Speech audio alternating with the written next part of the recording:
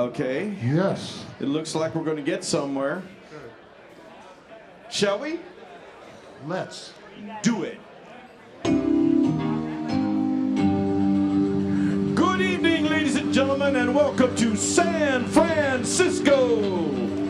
Alex Bennett and Cops Comedy Club and Sketchfest is proud to present the man, the music, the jewelry. A man who's graced stages worldwide for over 30 years. The themes from the movies, the songs from the Broadway shows, the hit records he's written for Frank Sinatra, Frank Sinatra, Frank Sinatra, Tom Jones, Barney.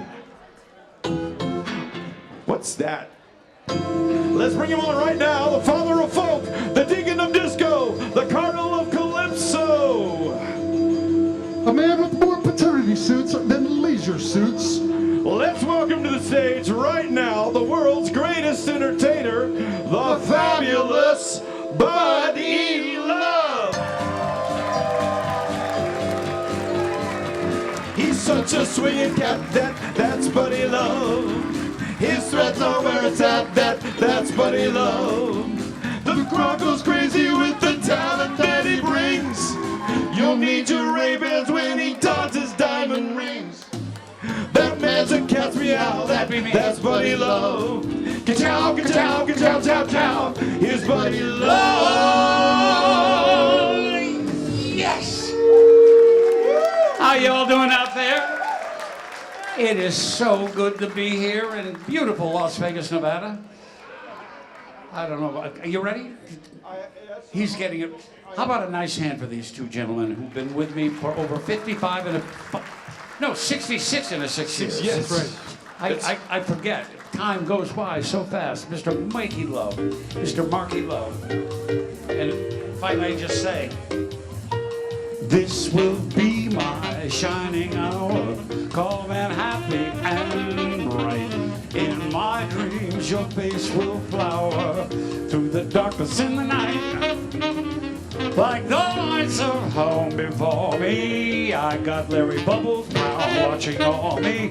This will be my shining hour till I'm with you again. This will be my shining hour, calm and happy and bright. In my dreams, your face will flower.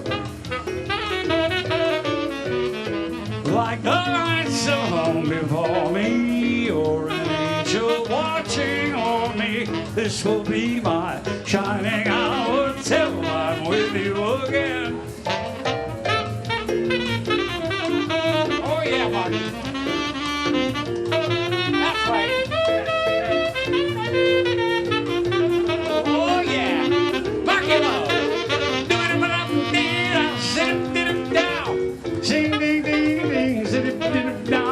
This will be my shining hour till I'm with you again. Till I'm with you, my shining hour till I'm with you again.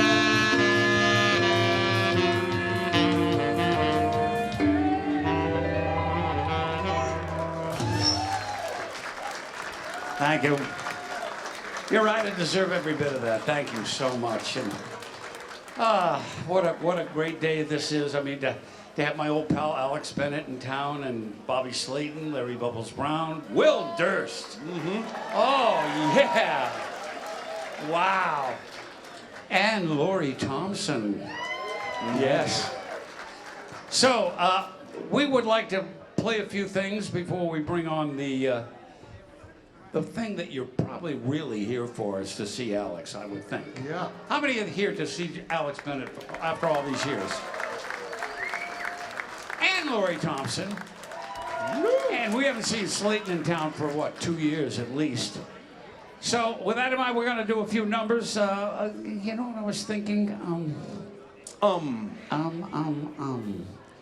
How about talent? Yeah, talent. You know? Yeah.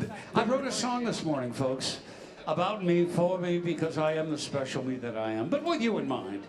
And with that, I'd like to do a song that I was inspired by my reflection in the mirror. It's called Talent. Here we go. Ka-chow, chow, chow, ka-chow.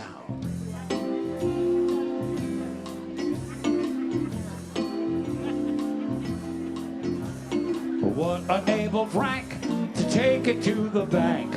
Talent. Everybody. Talent. Stop the music. Folks, this isn't tough. Can you say the word talent? Can you just say it? Can we do it? 1, 2, 3. Talent. Perfect. Okay, Here we go. excellent. Ka-chow, chow, chow, ka-chow. How does Rickles make his nickels? Talent. Everybody. Talent. What that cat upstairs gave me is something you all can see. You can wish it, you want it, I've got it, I'll flaunt it. Talent. Let me see if you can help me out. Here we go. Talent. Here we go. T-A-L-E-N-T is something you pay to see. Great job. Try it again. Here we go. T-A-L-E-N-T is something God gave to me. What makes people get a look at Dolly said, oh boy, does she have a talent? Oh yeah! Talent. Who's got any gripes with Engelbert's pipes? He's got a talent. Talent. It's something we all share. It has made me a billionaire. You want it, you need it. Cats like me bleed it. T-A-L-E-N-T, talent. Thank you. Thank you so much. Ah, yes, somebody's looking for their beer. Or their root beer. I don't know if you noticed, but she's out here. I can't believe it. Good Lord, Mr. I Lover. thought she was going How to be did she here get at the tickets? 7 o'clock show. I know it was sold out, but she snuck in. Folks, if you'll indulge me, I have a little something to take care of. Here we go. I want you to all give her a big hand. I did. Hey, you can turn this up a little bit. It won't feedback. You watch. Here we go. Me and Mrs. Jones. Give her a hand, folks. I did. We've got a thing going on.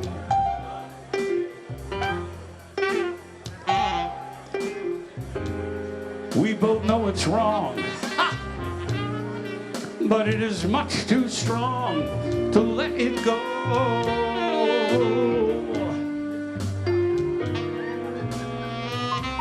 We meet every day in that same cafe. 6:30. You're early tonight. I like it. I know she'll be there. Holding hands, making all sorts of plans, while that jukebox plays a favorite song. Me and Mrs. Jones, Mrs. Jones, Mrs. Jones, Mrs. Jones. I'm sorry, ma'am. Could you stop the music? I'm so sorry. I didn't quite hear what you said. You went to the doctor today, and he said what? Are you kidding me? It was one time. This is your husband? Oh, geez, we're in trouble. She's having my baby. What a wonderful way of saying how much she loves me. Give her a big hand, folks. Come on. Having my baby. What a wonderful way of saying that she's thinking of me. I can see it. It's kind of showing. Oh, that seed inside your toots. Don't you feel it growing? She's having my baby. Help me out, would you? Okay, oh geez, all right. Having my baby. How about you, sir? You know the one. I'm a woman and get this thing out of my Okay, face. geez, right. Didn't have to keep it. Wouldn't put it through it. You could have swept it from your life, but you didn't do it, no. She's having my baby.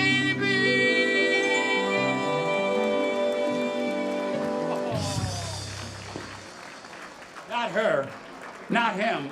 Nice shirt, by the way. I like that. Give them both a big hand. Mrs. Jones and... I'm sorry, I forgot your name. I'm so... Jeez, I feel so embarrassed. This is embarrassing. All right. Excuse me. I'm doing a show here. Come on up, Mr. Love. That right there in the front row is one of our biggest fans.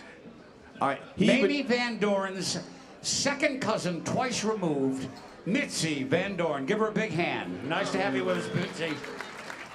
She knows people. Look at that front row. I love and it. the sports writer Tommy Bunk. Thomas J. Bunk, one of the great sports writers of all time.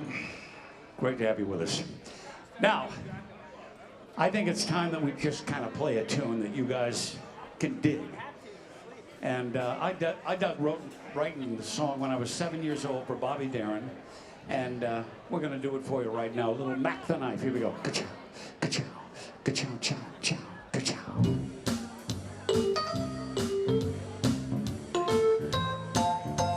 Oh, the shark bites with his teeth, dear, and he shows them pearly whites. Just the jackknife with old Maggie, dear, and he keeps it out of sight, babe. Oh, when the shark bites with his teeth, dear, whoa, scarlet billows, will they start to spread? Fancy gloves, though, with old Maggie, dear, so there's never, never, never a trace of red. Ooh, yeah, on that sidewalk. Ooh, Sunday morning, don't you know? Lies of my day, just oozing light. And there's someone, yeah, sneaking round the corner. Could it be that cat named Mac the Knife? Yeah, there is a tugboat down by the river, don't you know? With cement bags just moving on down. Well, that cement, yeah, it is just for the way, dear. 5 will get you 10 more. The Mackey's backing down. Yeah, here by Louis Miller. He disappeared, yeah, after drawing out all his hard-earned cash. And Maggie, yeah, let me spin like a sailor.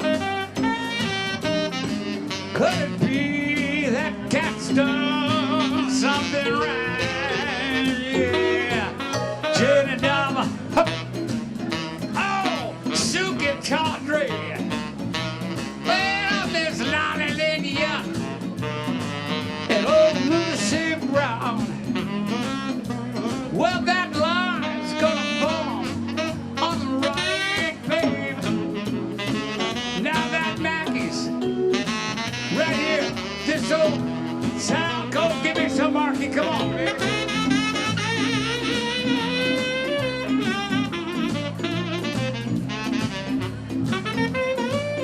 Oh, yes.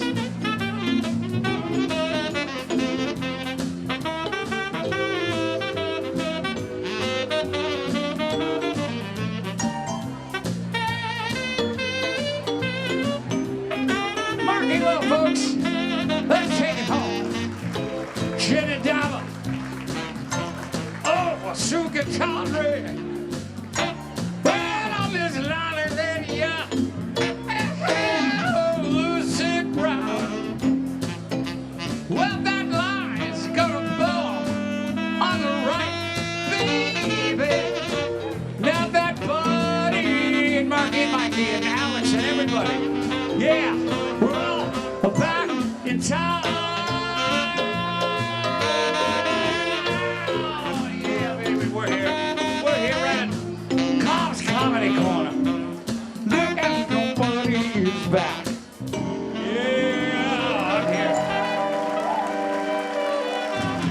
you. You are a delight. You are a delight. We got one more for you before we bring on a parade of talent that you're all waiting to see. I was thinking maybe a little rock for the young people. Now, I've written so many great rock and roll numbers over the years. This next one I wrote for a wonderful young man who was, well, he didn't have a lot going, and he comes to me, he says, Mr. Love, I want to play guitar. Could you show me a few things? So what do? I teach him. Next thing I know, this kid's a virtuoso. I'm talking about the great Eddie Van Heflin. Van Buren, Mr. Love. Van Buren, yes. Abby's kid. Abby's nice kid. That's right, that's it. Nice kid. So he's a virtuoso. He comes to me, he says, Mr. Love, will you please write me a hit song? So with that in mind, we'd love to do one of the great songs I wrote for the fabulous group Van Buren. Here we go. You ready for that big power chord? Big power chord. Let's go. Let's hit it hard, baby. Okay, all right, Let's do it. Oh, you know it. Here we go. All right,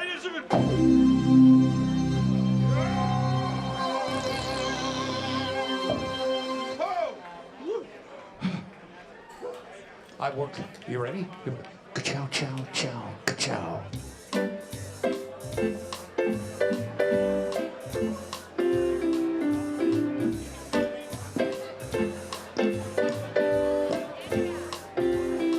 I get up and nothing gets me down.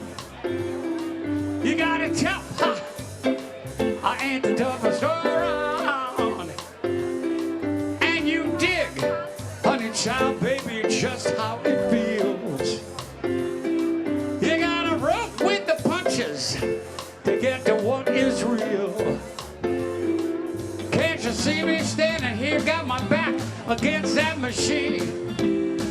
I ain't the worst that you've seen. Hey, you know what I mean. Everybody, let's jump. Stop the music. Stop the music. No, you just sit there having your little chit chat while you wait for the big stars to come on.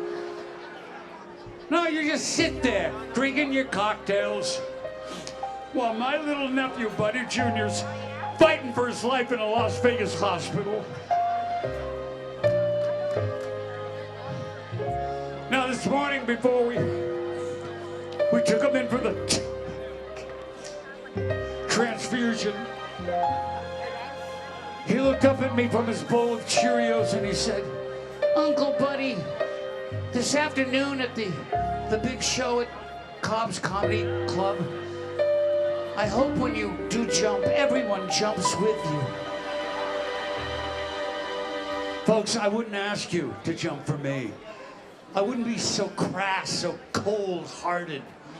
But if you could find it in your hearts and souls to jump for a little kid who's fighting for his life in a Las Vegas hospital, can we do it?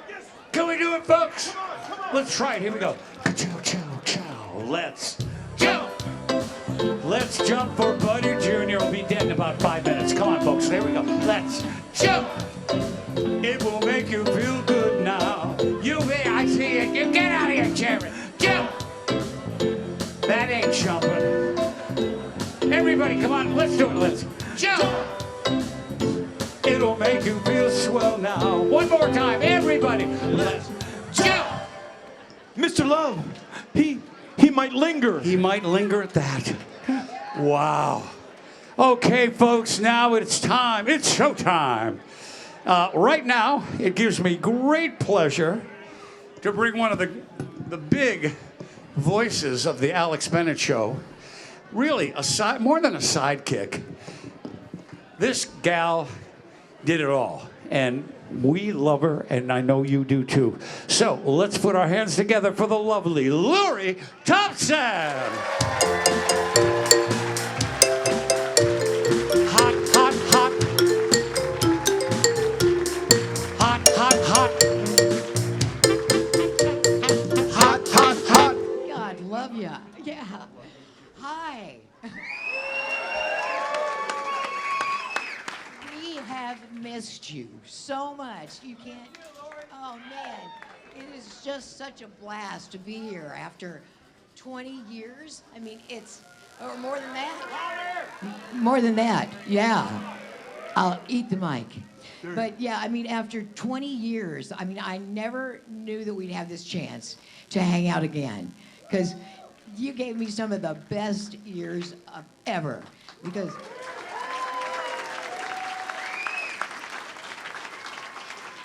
I knew whenever I went to work in the morning, I felt like I was hanging out with thousands of my friends who were driving in from all parts of the Bay Area. And it was just such a blast. So I humbly thank you. And 20 years, what can happen? What milestone can happen? I mean, we got through a plague. I mean, plague light, with COVID. So anybody get married in the last 20/30 years? Anybody? Oh, you brave souls. That's great. Or what about, and don't rub it in, that you have grandchildren. Anybody become yeah, there we go. Or just children. Now, I never remembered to have children, so I'm not going to get the grandchildren, much to my chagrin. But so many things, man, so many things. And I wondered over the years, the familiar faces, the studio audience members that we had, and yeah, who became like characters in their own right. Larry Sandwich, I don't think he's here, but if he is, come on, say hi. And it was just such a delight. I mean, I don't mean to gush, but I'm from the Midwest. That's what we do. And you're going to have, hopefully, a great time tonight. We've got so many friends, so many friends, so many friends. And, I should have raised my hand when I asked who got married. Because, yes, at the age of 61, who gets married at the age of 61 for the very first time? Wow. I know. I won an award for bravery, but it's been great. So life is good. Well, life is good. I can say that today. But we just gotten married, hadn't been married long, and we were touring Europe. We were going everywhere because he's from the world of finance, meaning he actually saved for retirement. What a novel concept for radio people. And so we were just going everywhere, doing this, doing that, doing that. And we were in, I think it was Greece. And all of a sudden, I had one of those cheesy moments where you're like, in a Hallmark tear-jerking special, when there's an extreme close-up of someone going, that person is doomed. Yes. They are going to get something really bad in the ensuing 17 minutes. And I was diagnosed from my with throat cancer. I know. It's like, man, couldn't you give me, there's so many others, so more attractive cancers for someone who hasn't made their entire life in radio. They said, yep, you got, I used to remember what the official title was, but it's as long as my arm. But it was basically a cancerous tumor right next to my voice box. And they said, we can operate, but there's a chance you might not talk again, or you might talk like Minnie Mouse, which is basically what I did after the radiation and chemo. And it was, you find out what you're made of, and you know what helped? Something you're familiar with, something you've made a part of your life, is having a sense of humor. Because if you can just laugh about having cancer, you're pretty much good. I think so. And now, thank you for coming again. I want to bring out one of the people in my life who has been pivotal and wonderful. And I am so glad that he's here today, and I can call him one of my dearest, dearest friends in the world. Alex Bennett.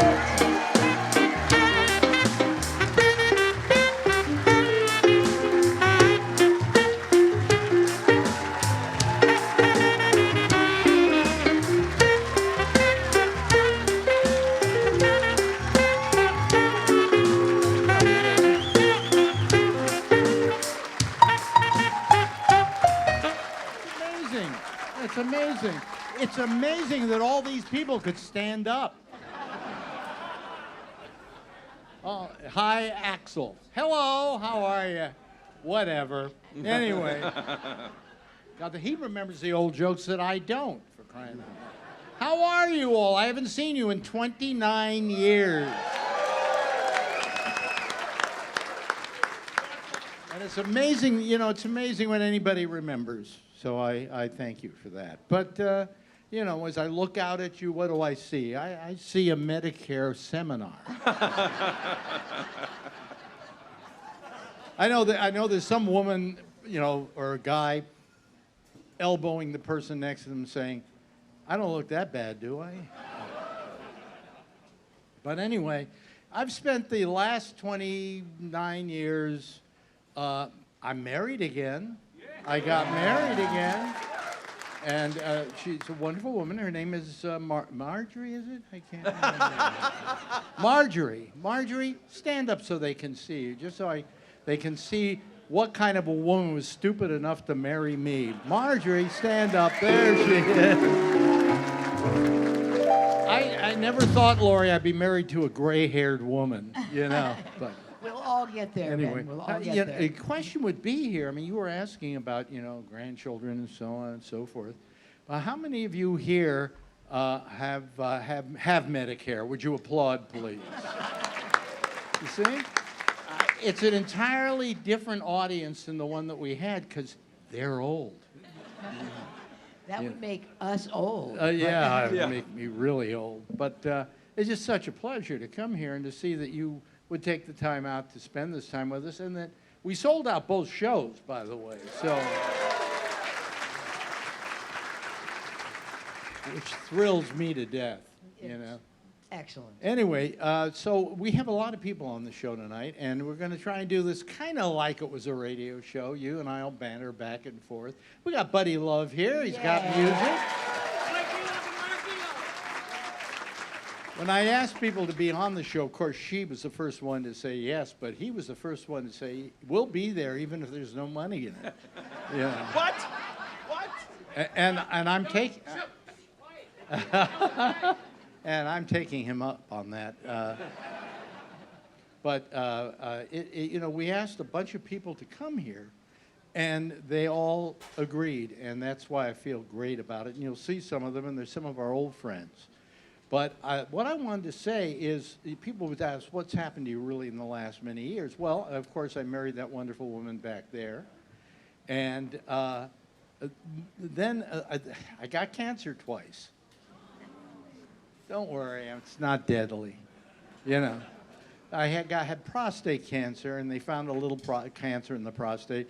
So they radiated the crap out of the goddamn thing. And now my doctor puts his finger up there and says, hey, it's like a pancake. And it's true. That's what he said. And the second time I got CLL. It's a form of leukemia that doesn't kill you. You don't die from it. You die with it. And so I go back for my stuff, you know, regular checkups, and I'm fine. So between us, Marjorie. I'm his work wife. Between the two of us, whoever you are, we've had cancer 3 times. Wow. But we can't get arrogant. You know, the cancer survivor arrogance. Yeah. I can steal your lawn chair. I can take the last Yeah, two. exactly. I've had cancer. So, you know, I went through that, and it wasn't scary. You know, for some reason, you know I'm a hypochondriac. You know that. Get out. And I always said throughout my life, does this look like cancer to you?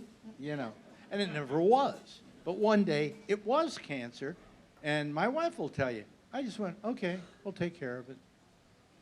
I just was amazed by the way I reacted to it. So if anybody out there, has anybody here, this is a horrible thing to do at a comedy show. It's perfect, it's perfect. Has anybody here suffered from cancer? Look at that, see? Already, we're getting there. Okay. I, however, put it against the other part of my life, and that is that I happen to be 86 years old now.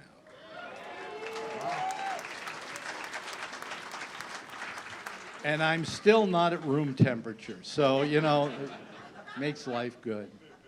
When we were going to do this show, well, when we we were first approached about the show. Well, before we were approached to do the show, one guy, every time I put him on my show on Gabnet, which is our little podcast thing.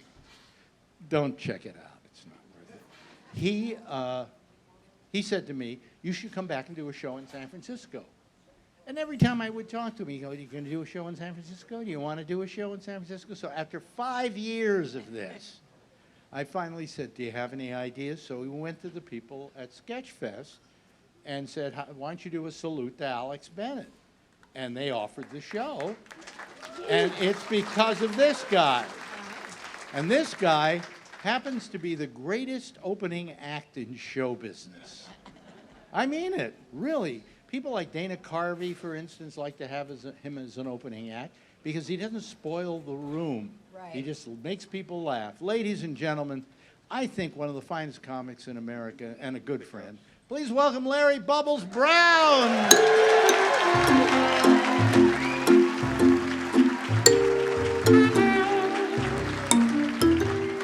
Wow. Unbelievable. Wow. Alex and Lloyd, let's hear it for these troopers. Wow. Well, you've all given me the will to live one more day. Thank you very much. And 1995, the comedy boom kind of went, and Alex hired me to do traffic at Live 105, and I'd like to start the evening off with 3 little words. Park it, whore. Some of you may have a t-shirt that's quite valuable now. Well, we're talking about getting old, but it's been a pretty good day for me. I haven't passed any blood. So, I've reached the age where the only reason I want a bigger penis, it'd be easier to pass my kidney stones. Oh, fuck.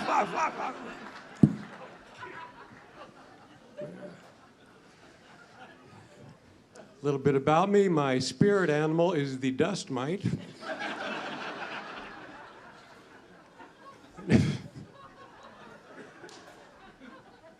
I was at Kaiser, and my doctor said, you know, with medical advances, soon we'll be able to live to be 150. I said, wow, I'm pretty bored now. I got to get up to the bridge before they finish that net. That thing? Do you know there's $498 million for a suicide net in the Golden Gate Bridge, which I was against because I'm pro-choice. There's too many people. Let's encourage them. You jump off the bridge, no toll. Put up a diving board, a water temperature sign. You know, the show always had a big audience from the East Bay. I know a lot of people here from Oakland tonight. Wow. Oakland's had a rough few years. They lost the Warriors, the A's, and the Raiders. Did you know the Oakland airport's moving to Las Vegas? Only thing left in Oakland, the gunfire. All right. Any questions so far? All right.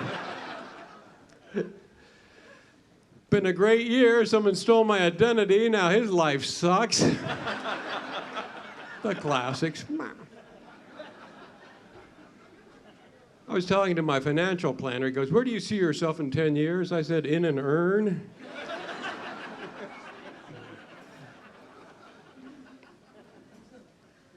This is a very storied room here. This used to be called Wolfgang's. The stage used to be over there, and I think it was better over there. And I remember I opened for Warren Zevon here on July 3rd, 1986. It was a Thursday. And remember that? I opened for him one more time at up there on the Broadway. That's the only musical act I ever opened for was Warren Zevon. Of course, we know what happened to him. So, wouldn't it be neat if you knew what day you're going to die, but not the year?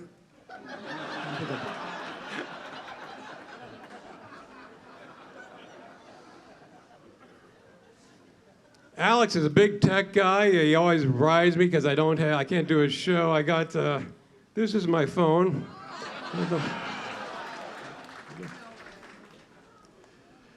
I just don't understand tech. I still on dial-up. It takes me 4 days to see a porno clip. buffering. And I still don't know the ending of high-flying hose bags. What the fuck? Keep it clean. It's a family show. It's 4 o'clock show. Jesus Christ. I thought I was at my own funeral. People are saying nice things. I'm still alive? Nah. Oh, God.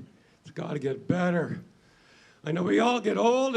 People trying the Viagra, the Cialis. Anybody got that over in Oakland? Still got the good wood. I love those commercials. Danger, some men have reported a 4-hour erection. The only thing going through my head is 4-hour erection. Christ, I'm going to sprain my wrist.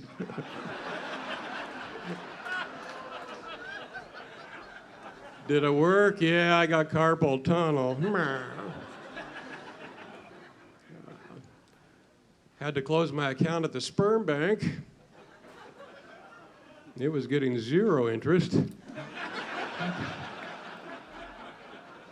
That's a good joke, isn't it? Started out dirty, ended clean. Let me see. We're only, this is very, okay, I got 4 minutes left. Shit, can I do that? Fuck! I remember the old show. I come to Alex's. They come to the live studio, which that was such a great idea, having a live studio on a radio show. And there was always some hot chicks in there that I thought, man, I'd love to bang them. And now as I look out over the crowd, I think I have a shot. So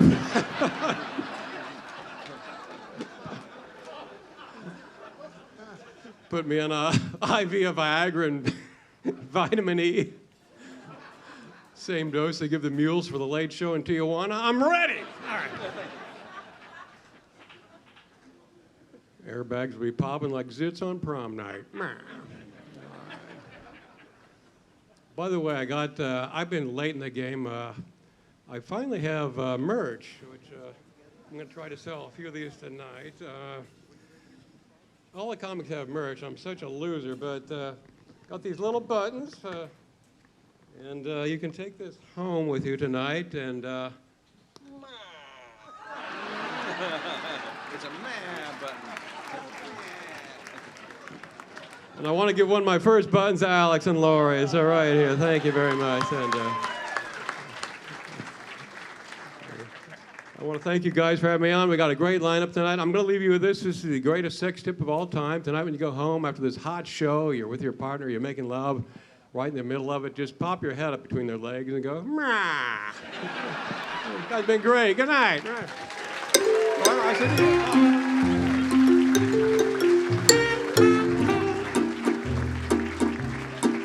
Makes us feel happy. Makes us feel fine. Ladies and gentlemen, Buddy Love again. I tell you, this guy, it never stops making me laugh. Really? I gotta say, Bubs, you are still great. Aw. I haven't seen the act in 29 years. It has and changed. it seems like 700. No, it has changed. I got a few new And jokes. you're better. Yeah. You know what happened to this guy? And you talk about wanting to fail. Okay. He got on the Letterman show. When was the first time? August 4th, 87, Tuesday. And he killed. Did okay. So they said, you got to come back when you get another, 5 minutes or whatever they tell you. Right. Come on back and see us. 20 years later on... July 21st, 2008. Okay. It was a Monday. They taped Monday, but they ran it Friday. He was on for the second time and killed. That was not a bad one. Yeah, What do you mean? The first one was terrific. It was Yeah. okay. It was hard. The NBC show the crowd was much. They weren't mic'd, and it was kind of harder. And the CBS crowd was just wild. They were on fire. So. Yeah. But you killed. Yeah. So the show's off the air. So it's 21 years. I hold the longest record for comics on Letterman between 21 years. After 20 years, did they remember who you were? Well, I got that ball rolling. I sent Eddie Brill, who booked the show at the time, I sent him a tape around 2006, and I started the tape off with Letterman saying to me, "Nice job, please come back, Larry." And then I put 20 years later, I better get on this. And I sent, so he looked at, then they had, he came out to Mill Valley at the Throckmorton, they had an audition, and he saw me there. And he said, "I want to put you on the show, but I don't think I can because of your age." No, that's true. They don't put on network TV, if you're unknown, they didn't want anybody over 35. So. But you weren't unknown. You were on once before. Well, 20 years, people forget. Yeah. But you were appearing with Dana Carvey, weren't you? Opening for Dana? I saw you in Vegas, baby. Yeah, I worked with Dana a lot. In fact, I'm be leaving to see him tomorrow. So, he's a great guy. I wish he could have come by here tonight, but he's got some great stories. Do you know Dana Carvey? When he left Saturday Night Live, and Conan got the Late Show, the Late Late Show. Mm-hmm. They wanted Dana to do that show so much, they called his agent and said, NBC said, "We will give you $1 million just to come in and have a meeting about doing it. You don't have to do it, just have a meeting." And Dana said, "I don't want to do it." And his agent said, "Let's go in and take the money." And they had the meeting and he got the money. There's a documentary, was it, I think, called Too Big to Fail, about Dana's show. Yeah, Yeah. and it's very interesting. Yeah, well, that show was so dark, and Dana's kind of Mr. Wholesome America, and there was a great show that he had with, I think, writers Louis C.K., Steve Carell, Yep. Colbert. Yep. So, It was great. yeah. Anyway, Larry Bubbles Brown.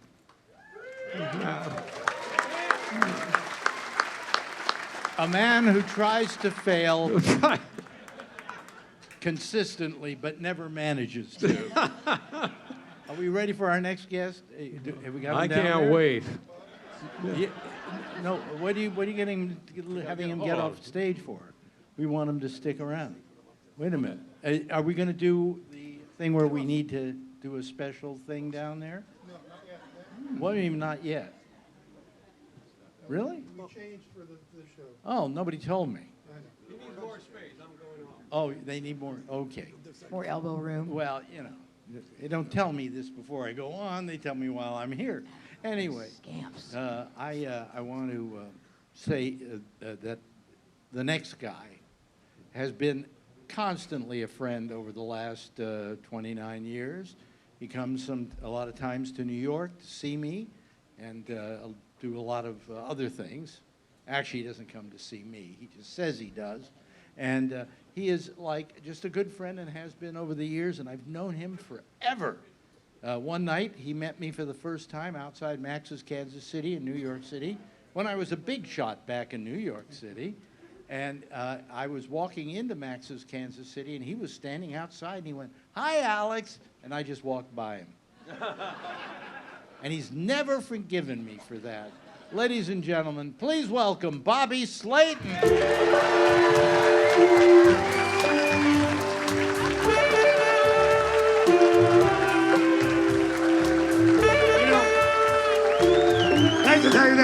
Thank you. Thank you. I've not done stand-up in a couple of years. I was busy with some other projects, mostly eating and drinking, and eating and drinking. But anyway, and I didn't know what I was going to do when I came up here, and I was going over all my old jokes, and my girlfriend, who's same as Alex's wife, stand up, Marjorie, take a bow. Good night. There you go. I still got it. No, anyway, so my girlfriend said to me, "You don't have to get up there and be the pit bull of comedy and start yelling at people. It's been years. You should show some gratitude and thank San Francisco. And mostly, I should get up and thank Alex, who I knew would give me a great introduction, a man I've known for a long time." And my girlfriend said, "Just get up there and say something nice about Alex because you've known him forever." And I thought about it, and I couldn't think of anything. But I thought about it, and like my mother said, it's a thought that counts, and whatever. Thank you, Marjorie. She's laughing at us. Anyway, by the way, I just turned 70, and I think I'm the youngest one on the bill tonight. I feel like I'm doing a talent show with the fucking cast of Cocoon.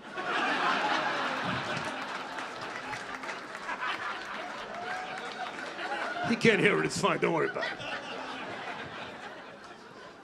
Yeah, one of the reasons I stopped doing stand-up is that, I couldn't take this shit anymore. And you know what comedians have gone through. And if you look at some of the great comics today, you look at Bill Burr, you look at Dave Chappelle, you look at Bill Maher, you look at, any of these people, and they all take shit for what they do. They're great comics. They're all friends of mine, and they're great. But they take shit. I couldn't take shit anymore. I didn't want to listen to it. And so many comics are getting silenced, and and between Facebook. Anyway, the point is that when this all started? It started with Louis C.K. You guys remember Louis C.K., who was one of the great comics of my generation? And if you remember, Louis C.K. got totally blacklisted. You remember that? Because what he did was, allegedly, no, he actually admitted it, he would take women back to his hotel room or his apartment after a show. He would lock the door, get naked, and jerk off in front of them against their will. And apparently, you can't even do that anymore.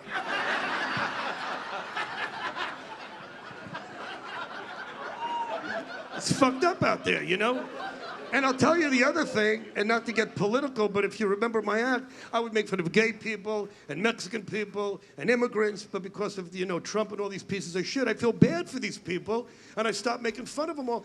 Transgender people, there's a touchy group of people. And I don't remember there being that many transgender people years ago, before, Bruce Jenner made the big change, and now they're all over the place. But I'll tell you something about transgender people over the years, they're not what they used to be. You should have a rim shot. Jesus fucking Christ. Like you have that much work to do. Holy shit. And by the way, it was funny too because, Bruce Jenner, who's, now obviously Caitlyn Jenner, if you remember, it was probably, 10 years ago that Caitlyn was on the cover of Vanity Fair magazine. I used to get the magazine, and I remember seeing this really beautiful woman on the cover and saying, I wonder who that is. And it's Bruce Jenner, And he was coming out, I'm a woman now, but here's the thing. He wasn't a fucking woman. He wasn't a woman. He hadn't gone through the operation yet. What he did was, he put on some makeup and he got some tits. But just because you got tits doesn't make you a woman. This guy's got tits. Are you a woman? You're not a woman. No, you're not. You're just a very pretty man. Who's a very pretty man? You.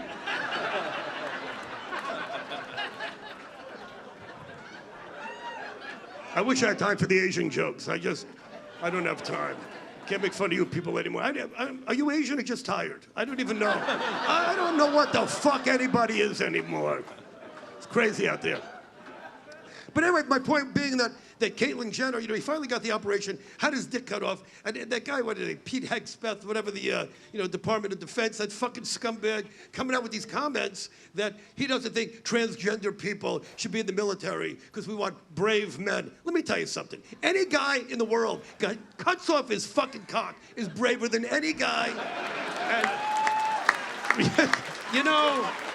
with all due respect to the Marines and the Navy SEALs and the Green Berets, if you told these guys they had to chop off their cock before going into battle, they'd be on the first train home to mommy. So don't tell me how not brave Caitlyn Jenner is. But what's interesting is the guy, the lady, whatever, Caitlyn, actually has a functional vagina. That's amazing to me. How far modern science and medicine have come, that you could take a guy and give him a functional vagina. I wish I knew that when I was married. I would have got one for my wife. What the fuck's wrong with you? You better get this right for the second show. God, imagine how funny I'd be if I still did stand up. But anyway, get over it. So yeah, anyway, my girlfriend's here. I promised her that I wouldn't do any girlfriend jokes. It's hard to do stand up. After I lost my wife years ago, the wife jokes went out the door. My girlfriend, who I can't, she said to me, don't make fun of me. And she's perfect. She's perfect. And, but ever since I met her years ago, and I guess this is a good thing, I haven't watched any porn. I used to be a big fan of porn. So I was cleaning out some closets a few months ago, and I had a box of porn that by the way, I try to give it to Goodwill. They won't take porn. Seriously. Like poor people don't like to masturbate. Like poor people are lower than you. They can't watch. They have all kinds of shitty Weekend at Bernie's and all these other fucking movies, and I can't give them porn. So anyway, I have a whole box of porn by, You know, but I think even VHS tapes, you know, that's how long I go back with this stuff. You know, Betamax, you know, and all that. Anyway, so I had a bunch of board, and my girlfriend comes over. I'm out walking the dog, and she takes out one of the movies, and she says to me, "You actually watched this?" And she put it on. It was Anal Invaders 3. And she says to me, "This is fucking disgusting." I said, "You didn't see the first 2 Anal Invaders, so..." You know, it's like Breaking Bad. You don't come mid-season and think you can follow Anal Invaders 3 without watching the first 2 Anal Invaders. Give me so much shit about porn. Real women don't do this. I know real women don't do this. If real women did this, I wouldn't need to watch this. Obviously, real women don't do this. If real women did this, I'd be cleaning swimming pools and delivering pizza. Anything you want to talk to me about before I get the fuck out of here? No, just have a seat. Bobby Slayton, ladies and gentlemen. Yes, Bobby. Thank you. Anyway, You better laugh at this shit the next show, because if I do it, you're gonna be sitting there, I just heard that, you know. yeah, you met my wife, Marjorie. Yes. Yes, right, okay. We all know Marjorie. Anyway, so let me ask you, why did you stop doing comedy? You look at you tonight. You killed. When you told me that you had stopped, I said you were robbing the world of something. I'll tell you why. Okay, first of all, look, if I was making Jerry Seinfeld money and flying in private jets and always, and staying at, Caesar Palace at the top floor like Elvis, it would be one thing. But I was playing these shitty comedy clubs, not Cobb's. This was a great room. I meant shittier comedy clubs. No, all the comics who lived here either played here at the Punchline, and I love playing the Punchline, but there's so many comedians now, and I was traveling to these horrible cities, and it was just awful. Hoping for my first class upgrade, I couldn't take it anymore. I just couldn't take it. And I was, I just didn't want to do it. Everybody's not like this. You should be very proud of yourself that you're such a great audience, and thank you. Thank you for coming out here, I mean it. Thank you very much. Except for you, Robert and Tommy, I don't care about you. Well, I'm sorry, so anyway. You do movies, I see you. My husband does not believe it. He's like, "That's Slayton, I know him." We go way back. But you were in Wonder Wheel. Whenever you're on, I say. You know, a lot of movies. You did Woody Allen movies. I did a bunch of Woody Allen, but there were only a couple of scenes that I met Woody Allen at Jeffrey Epstein's house.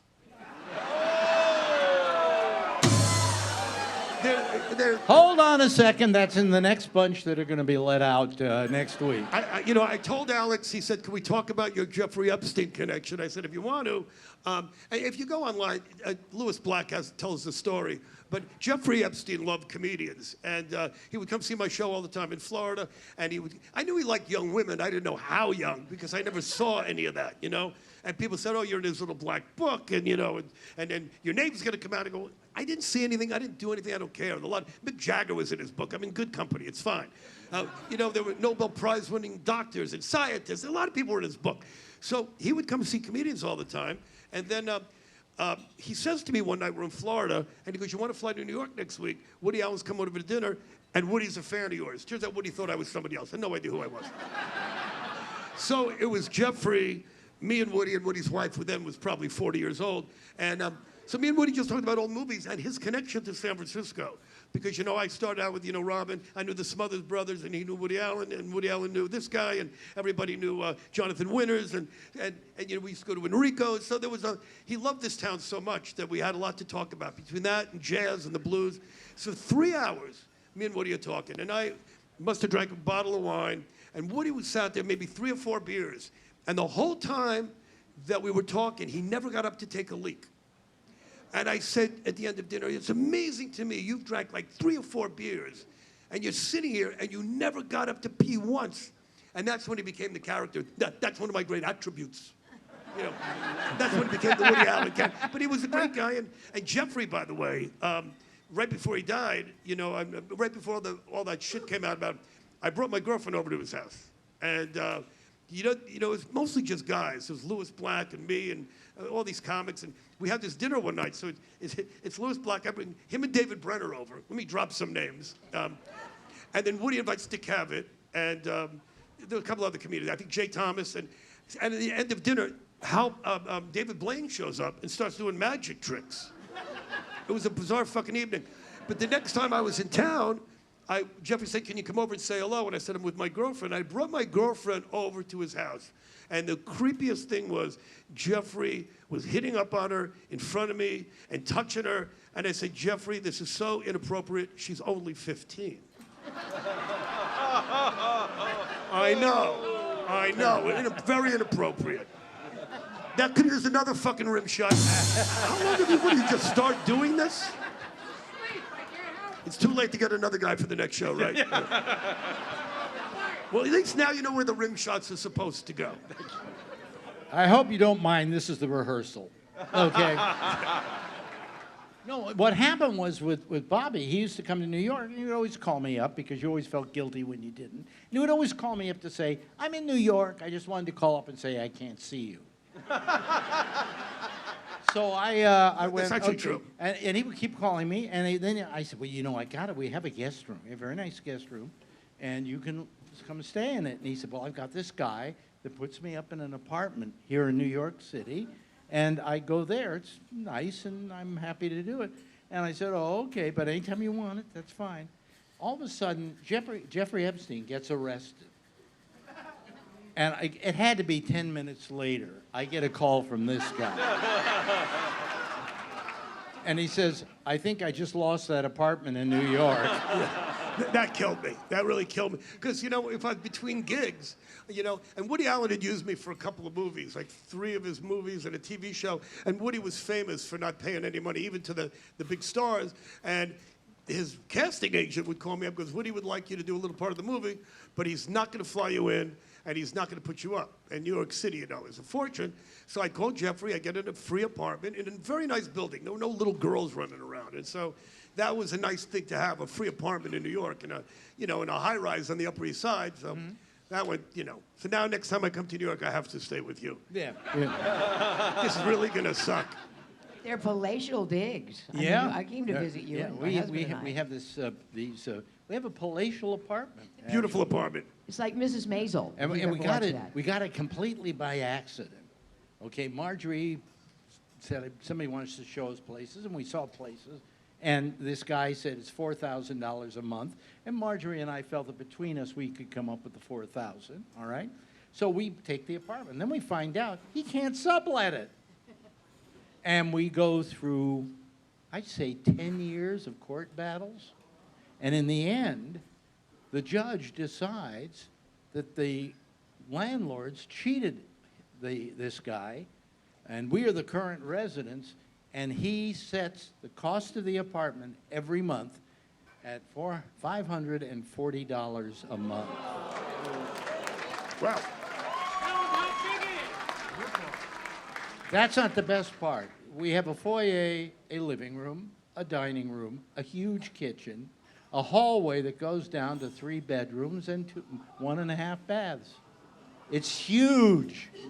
And there's a really sweet atrium when you first go into the apartment. Yeah, that's the foyer. That's what they're called. I see. Well, Alex, don't forget the beautiful view of the skyline, too. Well, yeah, we have a skyline of New York which is slowly disappearing because people are building buildings in front of the other buildings. Speaking of huge, the guy with the tits, you okay? Just want to make sure everybody's comfortable.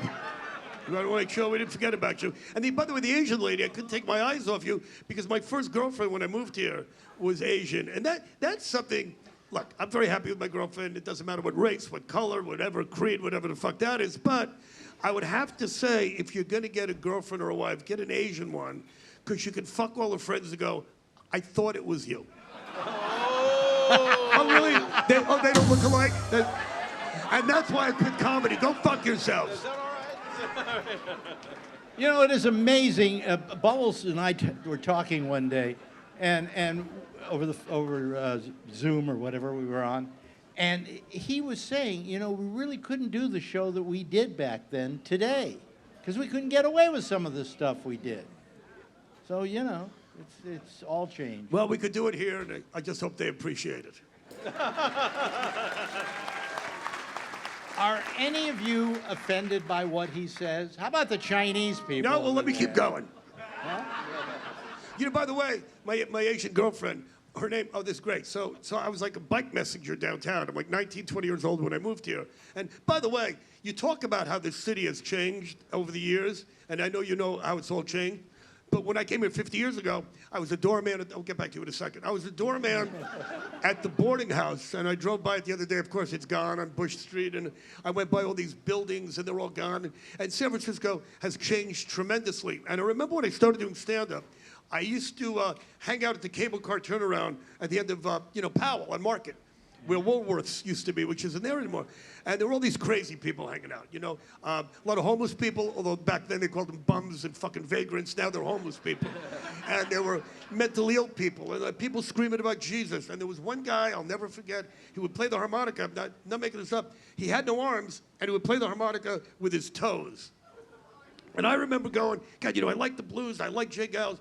If this guy could play harmonica with his toes, I could learn how to do it. I couldn't do it. I always admired the guy with the toes playing the harmonica. And he probably knew how to do a fucking rim shot, though, with his toes.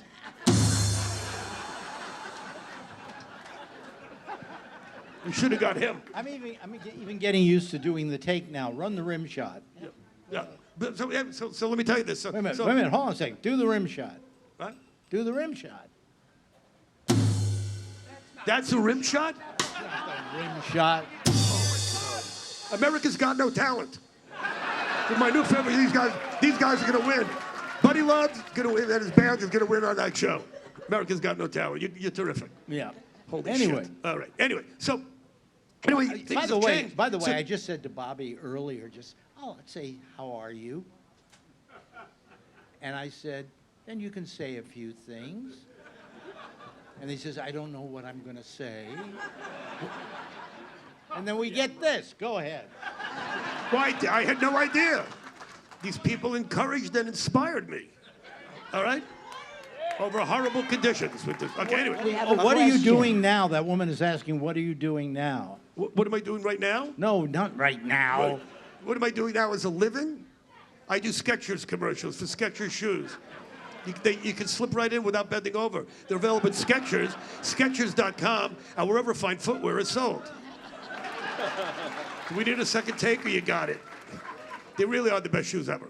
And I'm not just saying. I just do radio commercials, and I do my I'd like to chat with you. I'm a little busy right now. If you turn around, you might notice I have some people over. I know. It's all about you. All right. You're a lucky man, sir. I see why you're gay. I get it. Oh, my God. Holy shit. All right, so let me tell you this, and I'll get out of here, because, Will Durst is coming up, and these guys still need to practice for the Late Show.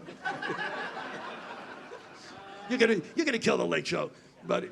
You ever see when Buddy Rich would yell at his band? You ever see that famous video? He's screaming at these fuckers. You should do that after. Just go up and just teach them how to do a rim shot. You can find it on YouTube. It's great. And look at the Lewis Black talking about Jeffrey. Anyway, so getting back to what I was saying, I went down today. I'm walking around with my girlfriend. She hasn't been to San Francisco in years. Either have I. And we go down to Market Street, right by the cable car turnaround. And that is one thing about San Francisco that has not changed. You still got the mental patients. You still got the crazy people screaming about Jesus. And they're not the same people, I'm sure, from 50 years ago. But I think these might be the descendants of the original fucking mental patients. I think they would breed at night and all of a sudden make baby mental patients. But there was no guy playing harmonica with his toes. Anyway, I walk across the street to Ross Dress for Less because I forgot a belt. And I walk on Market Street, Ross Dress for Less. I walk in there, and there's this homeless guy, as disgusting as you can get. And I think he was homeless. He might have been a zombie. You can't tell. You can't tell now between the zombies and the homeless people because they look very similar. And I said to the guy, it's none of my business, sir, but I don't think that you could dress for any less. I think you should find Mr. Ross and go, checkmate. Thank you. You got it. You got it. All right. By our next reunion, you're going to be terrific. All right. Yeah, Bobby, you're as wonderful as you've always been. Oh, thank you. And I want to say something nice about you. By the way, I just wanted to take a little poll here. you know, he does offensive material, right? He just took it on a Chinese woman down there, which you don't do very often because they're dangerous. What are you? Not Chinese. What are you? What are you? Okay, Japanese. What's the difference? What am I, Don Rickles now? Okay. She's giving him the Here's the bird. difference between Chinese and Japanese. Here we go. Another 5 minutes from Bobby Slayton. When China, okay, I got to get out of here. Okay, you speak Japanese? Japanese American. Do you speak American? You're not. It's not a court of law. It's not like you're on trial here. You should give me the finger. Thanks. I still got it. Yes. Oh, for a minute, I thought I lost it. Now, the question is, how many are offended by anything he said Okay. tonight? Okay, I got to get out of here, but really quick, the Japanese, when they talk, people speak Japanese, it sounds like they're constipated. Arigato. Oh, sayonara. Musha musha. Sayonara. When Chinese people talk, it sounds like something's getting shoved up their ass. One's going out, one's coming in. They're not even close. She's right. I got to go. Thank you. I'll see you later.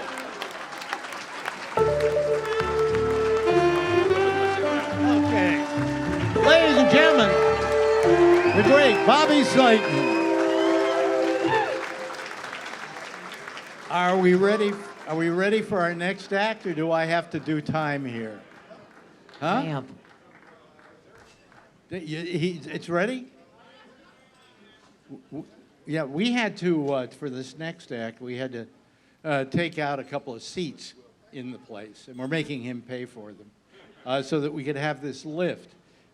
Because a few years ago, what, how many, 5, 6? 6 years? This guy had a, shall we say, a stroke. And it was a bad one. Was it a bad one? No. Oh, no. Okay, well, then he didn't have a stroke. Forget it. But he had a stroke, and for the last 6 years, he's been in a hospital bed. But tonight he has gotten out of it and is going to come to our stage as we're getting him up here.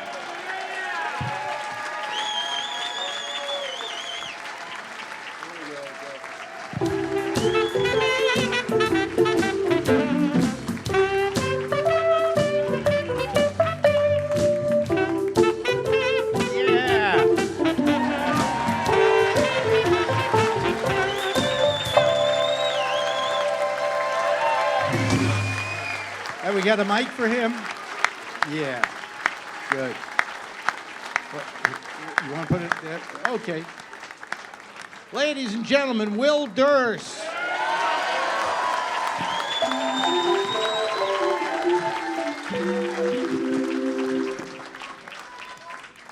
Hey, I want you to get out of that wheelchair soon because I may need it.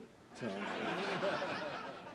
Ladies and gentlemen, but turn on his mic. Mic isn't working? Mics never work.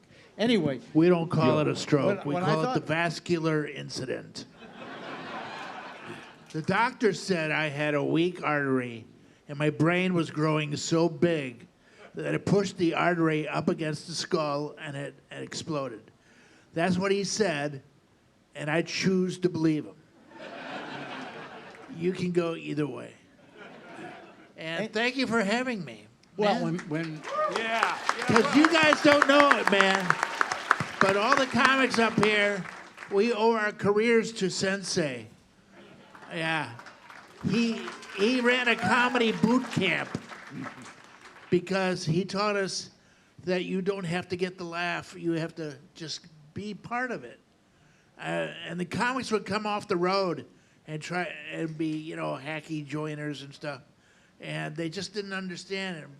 Alex made us realize it was just about the conversation among funny people. And so he taught us a lot. We all learned. Touche. And at the rate I'm going, I'm learning from you how not to walk. So, Oh, you can have the wheelchair. Oh, okay, good. I mean, 2 months ago, I couldn't do this. And yeah, so. Doesn't like punching yourself. I know. Yeah.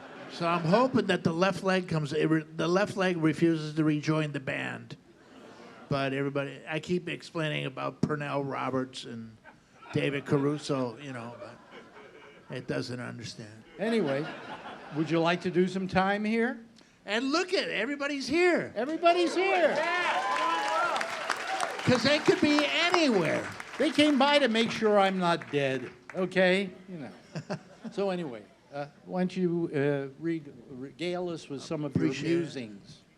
Appreciate it, Alex Bennett. Yeah. No, because I believe in comedy. I do. The guy who wrote the book, Norman Cousins, wrote the book about healing through humor. Laughter's the best medicine. It's in the Bible. Look it up. Proverbs 17:22. I have no idea what that means. 17:22. 39. 3 times 13, which is Brock Purdy's number. And we're having the Super Bowl next week. Yeah, we're not in it. Yeah. And then the World Cup. They always talk about having the Olympics in San Francisco. You couldn't host the Olympics in San Francisco because the winner of the 100-meter dash would have to be given to, a person who, and the results would be half their time and half a 4-page essay on man's inhumanity to the slow. I love this place, but it'll drive you nuts. It will. I mean, the fog obscures your vision and the hills keep you off balance. It's the only place in the world you can get lost just by standing still. You got guys in motorcycle leathers trading recipes. There's no beach in North Beach, and it's on the east side of the city. It should be called the East Beachless.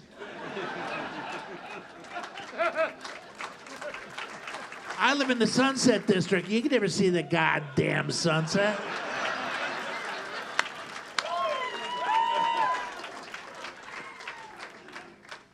So I believe in comedy.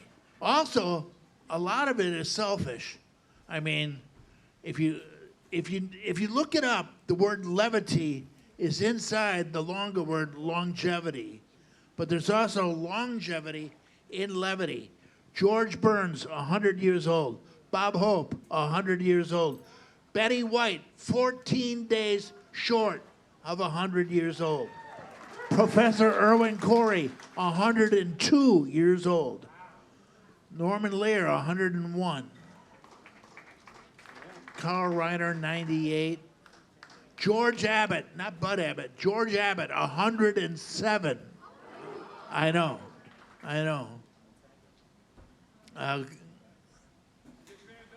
Dick Van Dyke, 100 last year. Mel Brooks, 100 this year. Carol Channing, 97. Phyllis Diller, 95.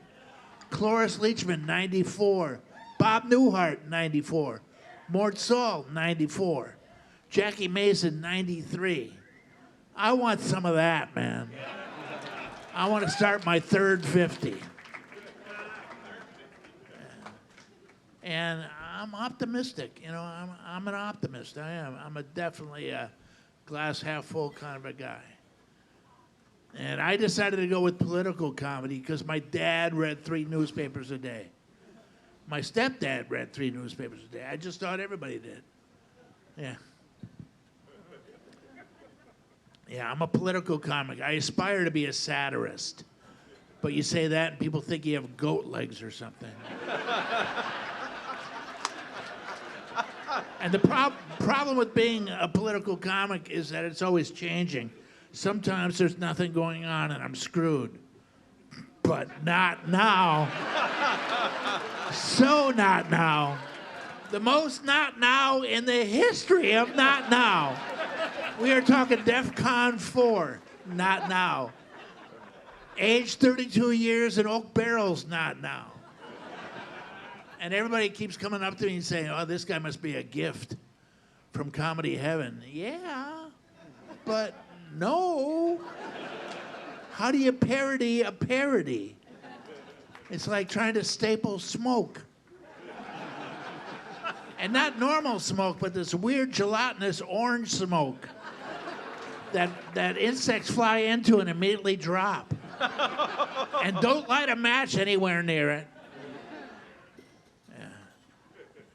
And I got to be careful. The first thing I want everybody to know that all the jolly little jokes and humorous homilies and, you know, my pithy remarks in my little presentation, none of them are meant to reflect poorly on our commander-in-chief. No, no, no, no, no. It's a tribute. Yes, I mean to impart a laudatory testimonial. Laudatory means good. It's an homage, a pastiche, an amuse-bouche. Thank you. San Francisco audiences are the best audiences. Because if you don't read, you know someone who does.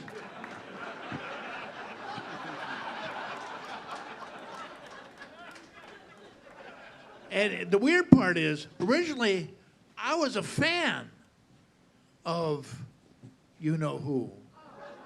I was. When he was the renegade real estate developer, he was the outer borough guy, gonna stick it to the man, hat and the elite. He was like a rebel. He was James Dean in a bad suit and a long tie. He was. He was Jay Gatsby from the Kmart collection. And then I don't know what happened. Greedy, gaudy, grasping grifter. He turned into the personification of the European caricature of the ugly American. Loud, brash, inconsiderate, with all the grace of tumbling dumpsters. Full of rats, being crushed by a loose pack of concrete blocks. On fire. And I'm already in trouble. I mean, I'm going to do a little one-man show as soon as I can get up and about Mr. Yeah. And I've been warned not to do it.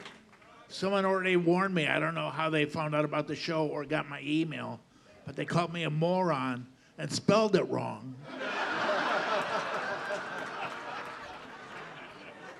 I know. And someone accused me of threatening his life, and it was a total misunderstanding. I'll tell you what happened. I mentioned that perhaps the audience might want to send McDonald's gift certificates to the White House. And someone said that was threatening his life. And I said that was not my intent, but I was not under oath.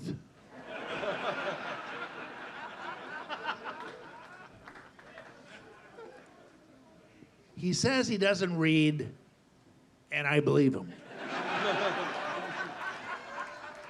But wouldn't it be nice to have a president who actually attends his intelligence briefings?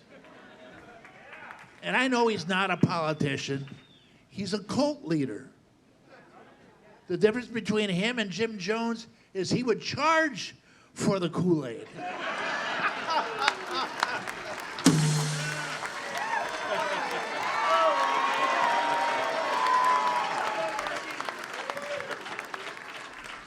Yeah, not a fan. But his followers are the scary part. The zombies. Trump. But he, Trump. But he fell asleep during cabinet meetings. No, he's checking his eyelids for leaks.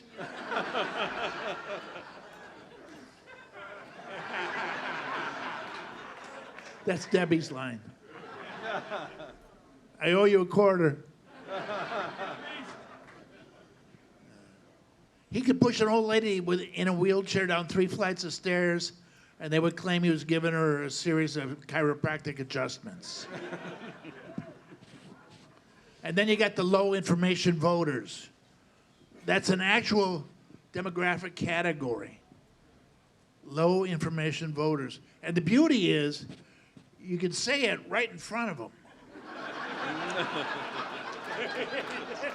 And sometimes they'll raise their hand. And then you get the white supremacists who are their own worst argument.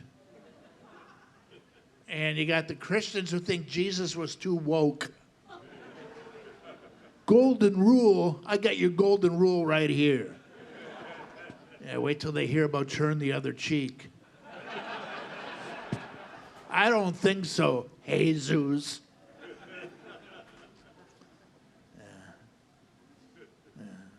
The maggots, you know, I get people coming up. The kids come up to me all the time because, I don't know, I guess I'm no longer dashing.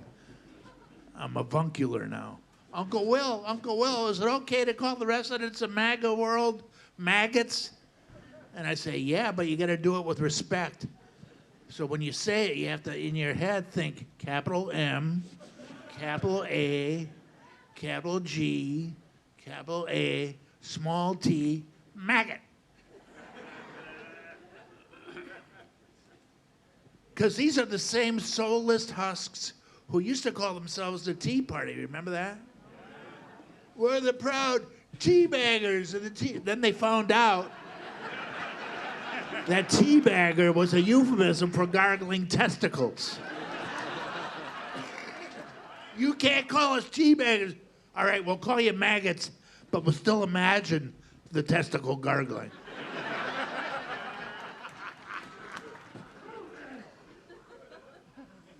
Did I go off the rails? A tad. Yeah, the Democrats are useless, though. I'm sorry. I doubt if 3 of them could escape from a stalled escalator in under an hour.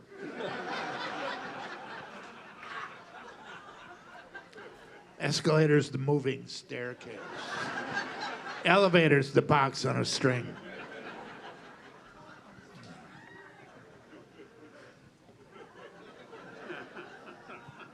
Yeah.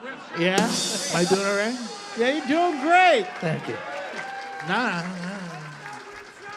I don't want your pity. I get enough of that at home.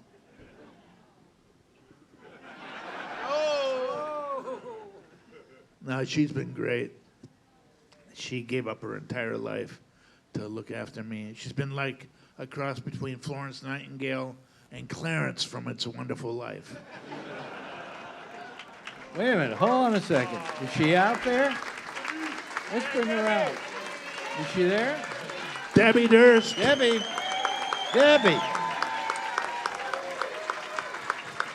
Debbie. Are you around, Debbie? She's coming. One of her silly gin blackouts. This is Debbie Durst, ladies and gentlemen.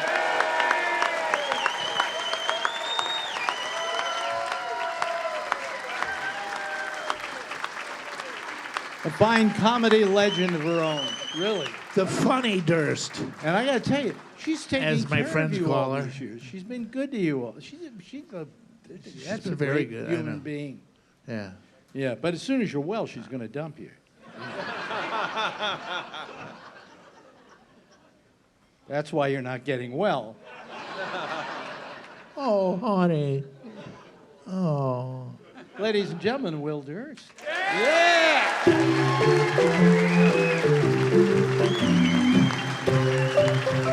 I'll get better. Your comedy was so funny. Look at me. I'm walking again. Yeah. I know. It's great.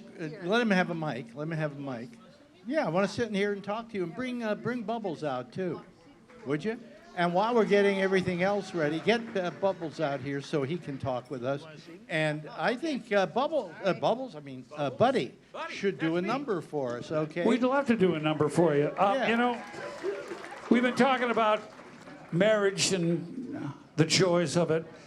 As you all know, I've been married 8 times, twice to the same woman, a lovely gal, Sheila Cornucopia. How many remember Our first wedding on the Merv Griffin Show, 1970. Thank you, sir. Thank you. Fantastic. And I actually wrote a song about this, and it was turned into a country western song for some reason. I don't know. So, with that in mind, we'd like to do the ballad of Sheila Cornucopia.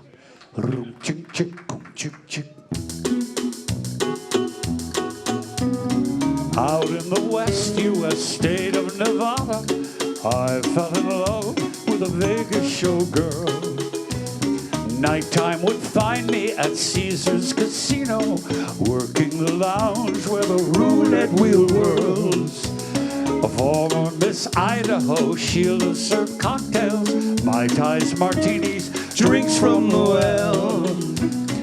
I had the hots for this buxom young waitress, wanted it bad, but in vain I could tell. One night a trendy young rock star came in, vile as an East LA wind. Dashing and daring, a joint he was sharing with my wicked Sheila, the chick that I love. So in anger, I challenged his right for the love of this waitress. He jumped on stage to count off the band. He sang some Sinatra and bad Three Dog Night covers. How he sold records, I can't understand. I pushed him aside and said, "Give me the mic." I sang the theme from Ride.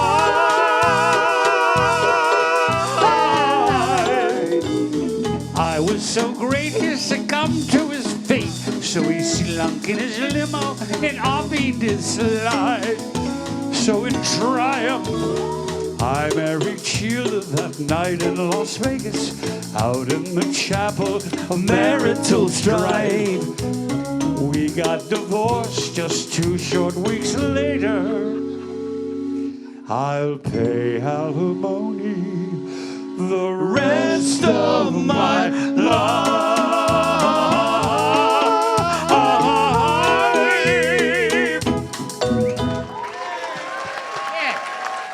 True story. The fabulous Buddy Love. Thank you. Thank you. So very kind of you. Thank you so much.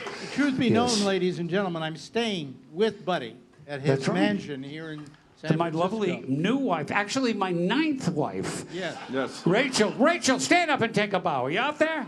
There she is.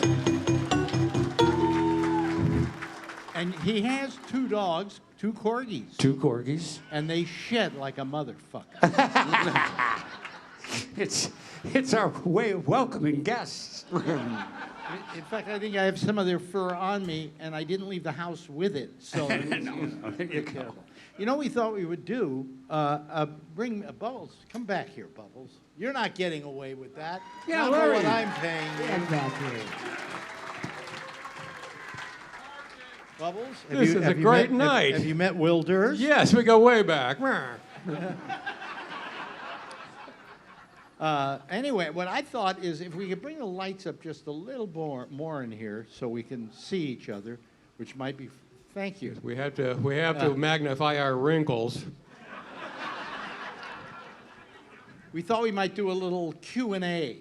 If you had any questions you wanted to ask us or anything like that, either of myself or Lori or Bubbles or Will or Bobby Slayton. Anyway. A lot of questions out there, I see. Yeah. And there's a guy passing around you with a microphone. I'll go out and ask. Come on. Curtis D. Martini's out there with a mic somewhere. You got a question? The fabulous Curtis D. Martini, who worked for our show. Let me tell you a story about Curtis for a second. Curtis was hired onto my show by Live 105 as my bodyguard. Huh? Yeah. Right after the JFK incident. Exactly. And I took one look at him, and he said, "Sure, I'm deep trouble now." But anyway, anybody have any questions here? We got a microphone right here if you've If got they a could question. they could turn up the lights a little bit in the theater, I'd appreciate it. What, No. what's happening? No, over you. there? No, really. Yeah. Host a half, Funny please. that Curtis came up just there. Is it on? It's on. Alex, I was going to ask you, who is your favorite ever intern? My favorite ever intern. And does it look like me?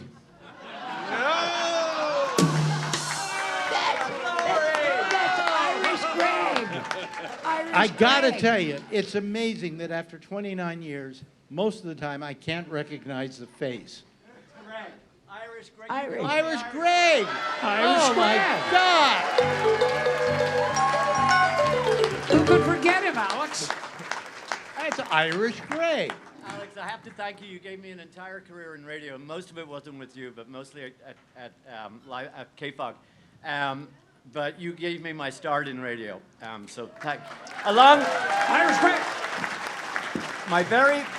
my very first day working for Alex. I was an intern. It wasn't just Alex. It was Gabby and Spud and all these Lester Temple at Live 105. But my very first day as an intern for Alex Bennett, I got there at 5 a.m. and there was a line around the block, and Jackie Chan and Tori Amos Yes, I were remember the that. two I remember that. guests in the studio. And I thought, this is the greatest fucking job. You never have to pay me for this. And they never did, but I got your bagels and coffee and all that. So anyway, thank you very much. And Laurie, it's lovely to see you. And Bubbles, I run into Bubbles all the time, or I used to run into We're Bubbles. joggers, yeah. Yes, so there you go. Got a little surprise for you, Irish Greg. The Yes. ice van is out front. Quick trip to Limerick, and All right, anybody coming up Good to for, see you, questions? Greg. Really is. I remember that day with Tori Amos and Jackie Chan. We told somebody, if you want to show up, you can just show up. You didn't know Almost that- 2,000 people showed up that day. We don't have a studio that big, and they were all outside and mad, But anyway, All right, we got a question here, Alex. we have another. Oh, I don't know if it's a question, but all the way over there because the you're only a- microphone is there. Yes. you're a science teacher. My very excellent memory just served up 9 planets. You taught me that. Yeah. And And I'm always grateful for that. So's Pluto. Other questions. Oh, here we go. Oh, the only black person in the room, ladies Here and I gentlemen. am, Here he yes. Kevin. It's Kev. Hey, thank you, Lori. The mail carrier who became Yeah. your punchline for like several years. That's right. I have to let you know that your interview with Louis Farrakhan, I taped. I went to New York for the first time in, I think it was '89. I took it over to Def Jam Records and gave it to Chuck D from Public Enemy, thinking that he is going to love this, and he thought just, wow, who is this guy? And he looked you up, or he tried to find you to understand you, knowing that you were a New Yorker and that you were a broadcaster. And I don't know if he ever got in touch with you, but he was very impressed with just how you conducted yourself Yes, he did on get- that interview. He did get a hold of me, and he signed me to a long-term record contract. man, Yeah. But thank you so much. That was very nice. But he really did turn it over to him. That was one of the interviews that I felt was the greatest interview I've ever done. It was a great, Yeah. All right. Because I asked Louis Farrakhan in that interview what I consider is the best question I've ever asked anybody. I thought about it for a second, and then I asked him, tell me one thing. Don't take this the wrong way. Tell me a story of something that made you laugh recently. And he told a wonderful story about his grandchild eating hot peppers and things like that. And he started laughing while he was telling it. I said, that's what an interview is about. That's when you get to the core of who somebody really is and he reveals himself, Yeah. All right, here we go, Alex.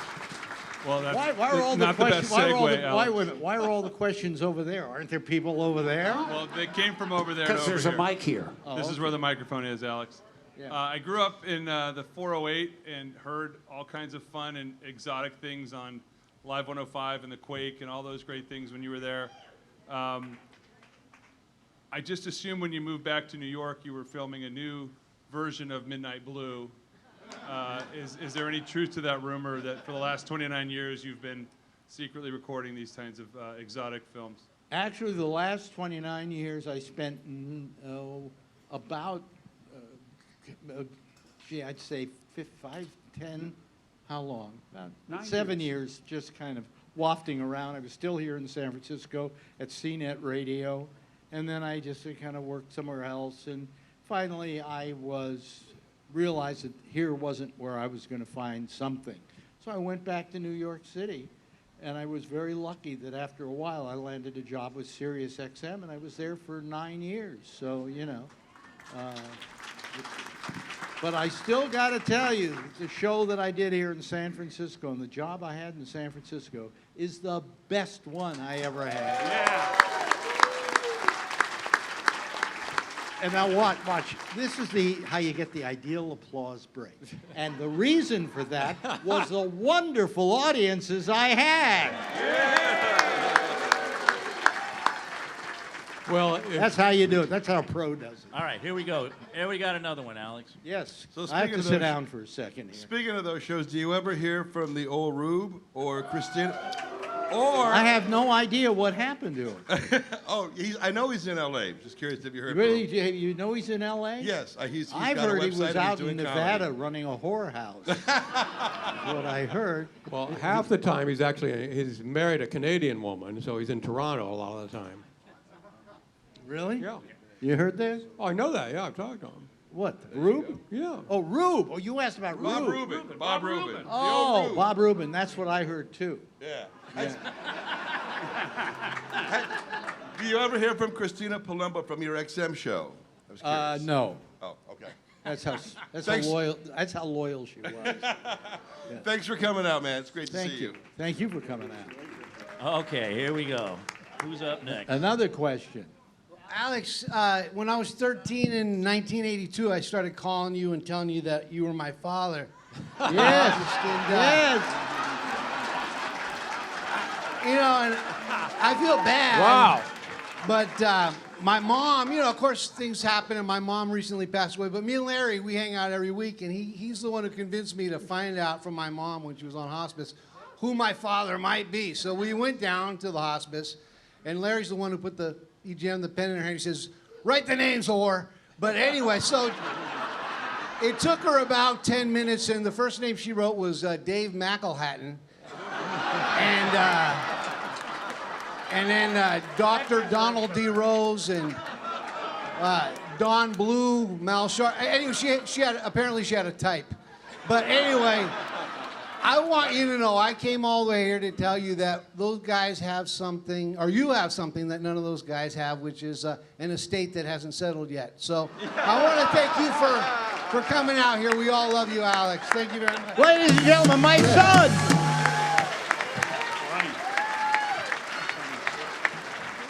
Hello, you got a question? He's doing Yes, stand-up, Alex. He's a very funny guy. Hi. Thank you so much for being here. This has been amazing. My question is, besides those late night Lennon interviews, who else do you think were your greatest interviews besides Farrakhan? And Well, I would have to go back to Farrakhan as yeah, being the best. but yeah. besides that, The other one was Iggy Pop. oh my God! And I'll tell you why. I was at WMCA in New York, and they said, "Would you like to have Iggy Pop as a guest?" And I said, "Iggy Pop? Oh, yeah, right. I would love to have him on." And he came on, he sat next to me, and we started the interview. And with every answer, he just grunted. This went on, I swear to you, for 45 minutes. Oh my God! So how are things, Iggy? You know, this went on for 45 minutes, and finally I looked at him. I said, "Can you do anything else beside grunt?" And he belched.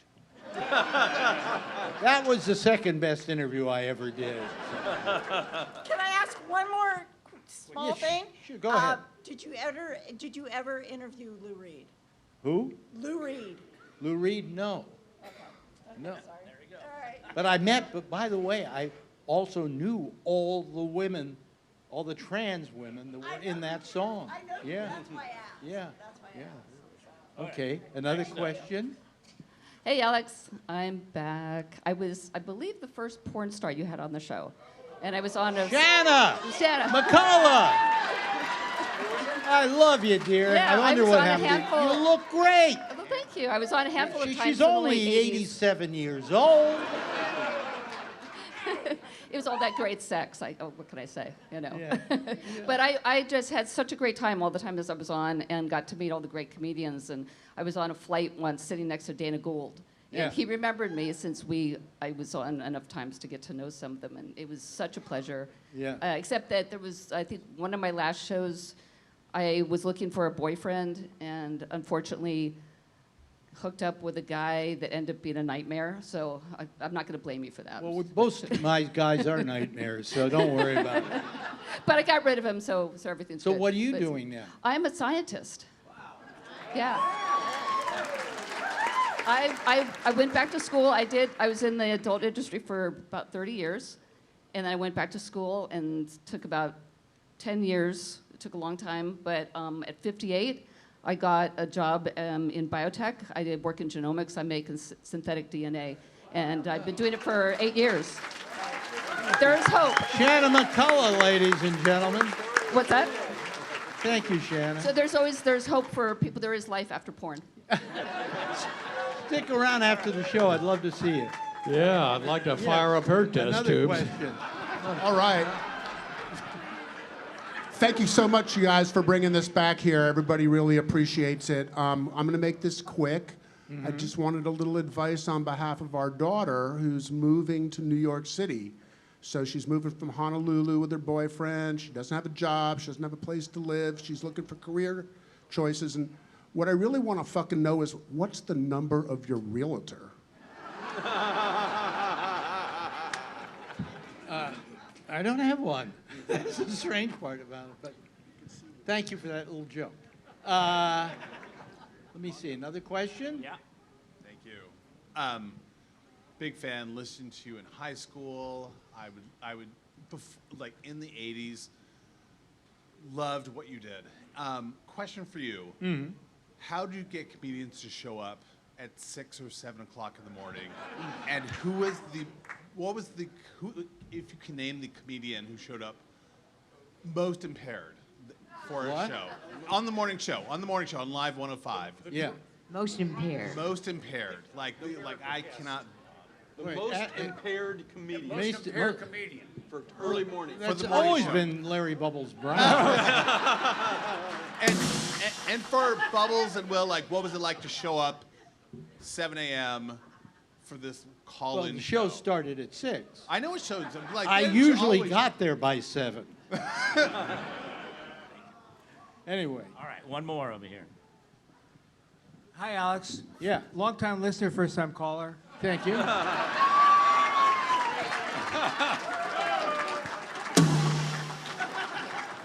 I don't have a question. I just have a comment. I've been in this radio industry 47 years, and you are the most talented person who's ever sat behind a microphone.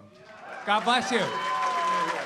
Ladies and gentlemen, that is the guy who was the general manager at Live 105 when I got hired. And he's the only guy to ever fire me twice. And we still like each other. You know what? I'm waiting. I'd love the opportunity to fire you a third time.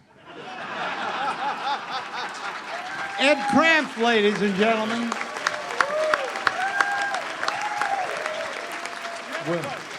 All right. Well, there's one question that I think everyone in the audience has been asking. Yes, and that Curtis. is, whatever happened to that guy, Chuck Farnham? I have no idea. I haven't spoken to Chuck in just such a long time. Huh?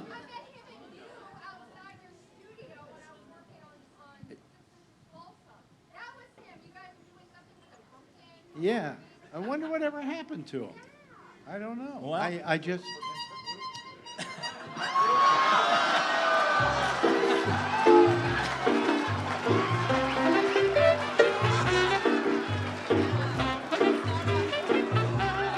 Don't touch him.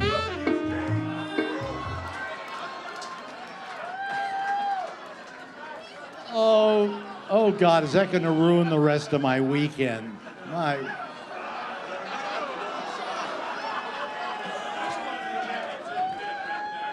How do you keep that in, although I don't think it ever comes out? Don't do that!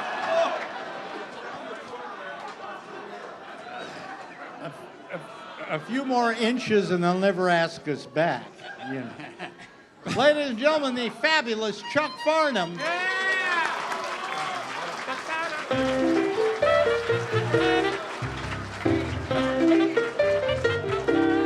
If you ever wondered what happened to Chuck Farnham, he's just selling tacos off his body. Thank you, Chuck. Yes, Hey, listen, I can't thank you guys enough for being here today, and all you people out there, of course. Yeah. You notice, ever notice how audiences always applaud themselves? Yeah. Lori Thompson, ladies and gentlemen.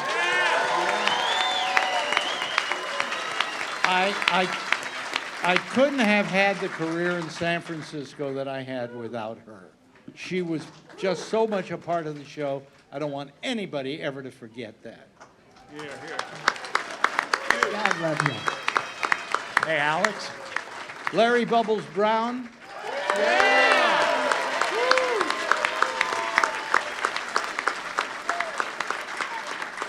A total loser. And,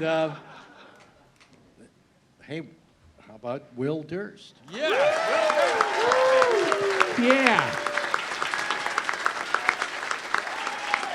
Alex. And Bob, what? Can I say that, you know, comics had to come on by 7. We didn't have to get there at 6. We got there at 7. And we were co-hosts from 7 to 10. And that was what made it special.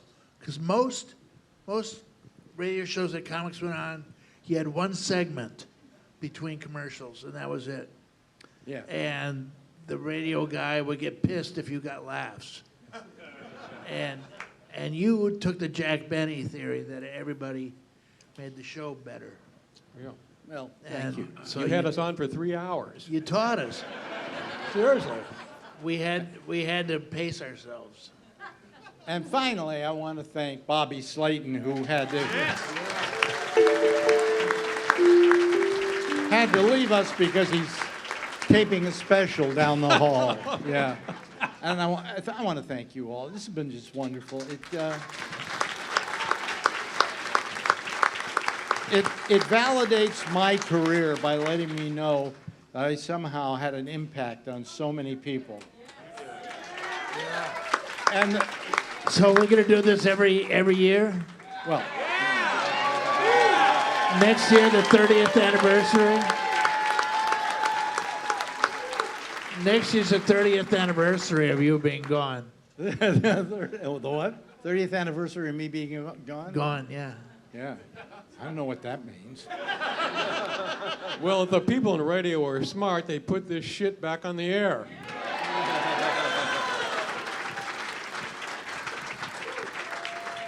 Anyway, I want to thank you all for coming out and spending the $35 and being a part of our live studio audience.